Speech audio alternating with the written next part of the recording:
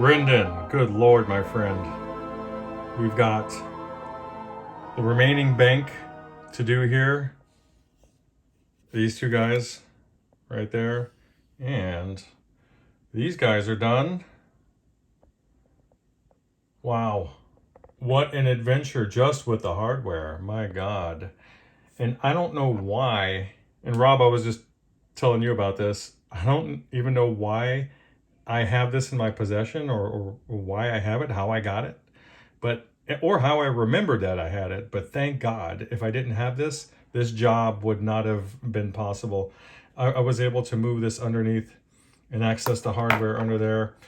Wow.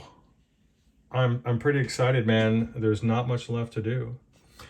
If you're wondering why my wires have a little bend in them, and these don't, well, these do, but the ones prior didn't. And the reason is because they just laid it on top and tack soldered it on. I don't do that.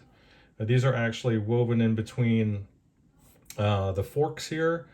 So there's a nice solid connection and they're crimped on each one. So nice and solid. Yeah, these are 1 watts. I did the calculations. There's less than 3/4 of an amp going through here. Or rather 3/4 of a watt going through here. So 1 watts are totally fine. You could skate by with 1/2 watts there, but that's what we're doing. These aren't droppers either. So that's about it, man. Otherwise, just observe the carnage. You guys never see this stuff.